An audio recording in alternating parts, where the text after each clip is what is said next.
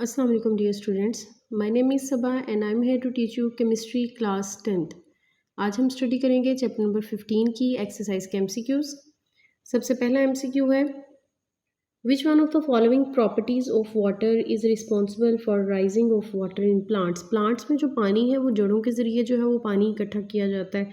अब वो पानी जो है वो एरियल पार्ट्स में भी चाहिए, यानी ऊपर वाले पार्ट्स में भी चाहिए होता है। तो ये पानी को ट्रांसपोर्ट करने के लिए जो है वो वाटर के अंदर कौन सी ऐसी प्रॉपर्टी होती है जिसकी वजह से वो पानी जो है वो उसके एरियल पार्ट्स तक भी जो है वो ऊपर की तरफ चला जाता है।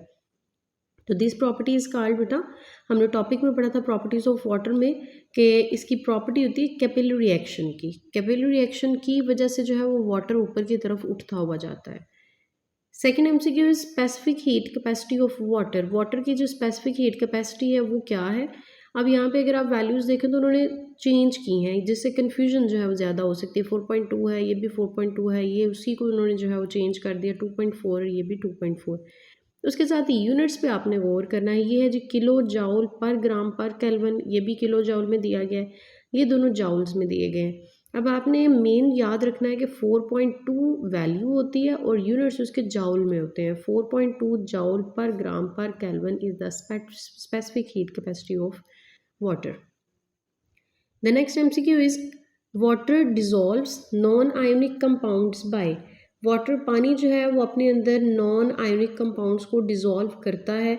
तो ये आपने जो है जहाँ पे टॉपिक पढ़ा था कि water is a universal solvent, तो उसके अंदर दो टॉपिक थे और उनके अंदर जो है वो एक टॉपिक था सेकंड वाला कि हाइड्रोजन बॉन्डिंग की वजह से जो है पानी नॉन आयोनिक कंपाउंड्स को भी अपने अंदर जो है वो डिजॉल्व कर लेता है। So the right option is D option, hydrogen bonding.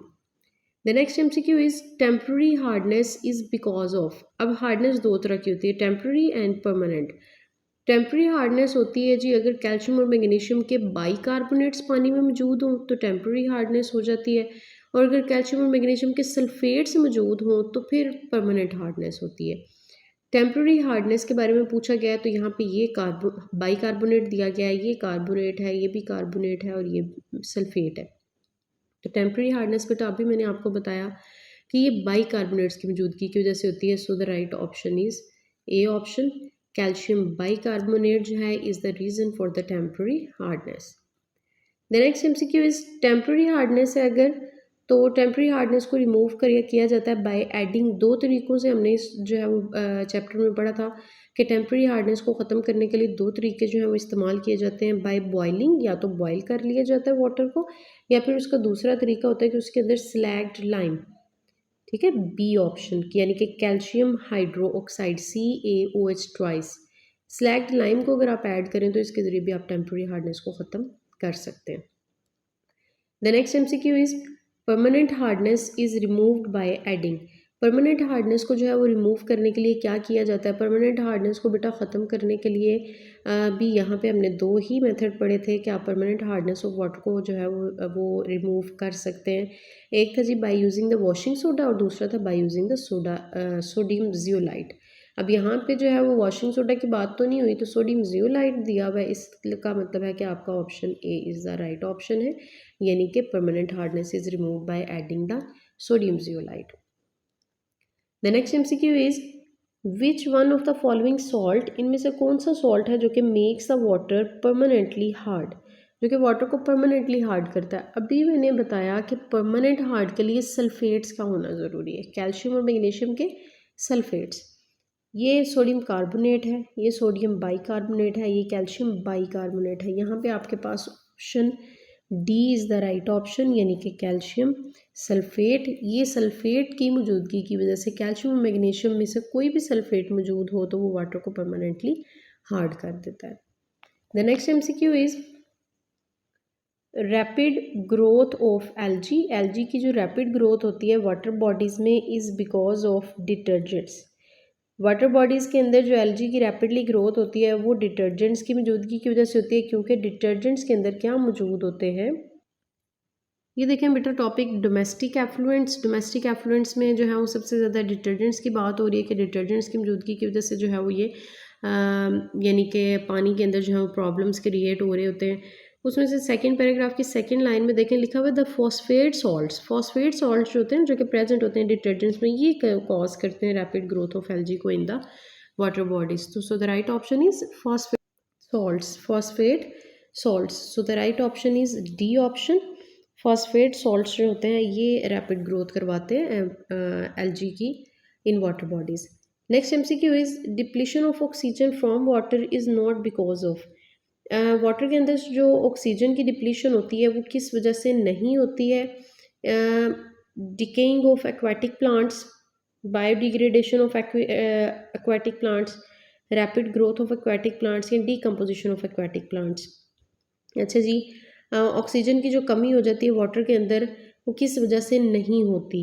वो किस वजह से नहीं होती? Rapid growth of aquatic plants. Aquatic plants की अगर रैपिडली ग्रोथ हो रही हो तो उससे तो ऑक्सीजन ज़्यादा होनी चाहिए, ठीक है। तो इसका मतलब है कि डिप्लीशन जो ऑक्सीजन की हो रही होती है वाटर के अंदर वो rapid growth of aquatic plants की वजह से नहीं होती। So the right option is C. The next MCQ is which one of the following diseases causes the liver inflammation, यानी कि जिगर में जो इन्फ्लेमेशन हो जाती है वो बीमारी जो है इनमें से कौन सी है?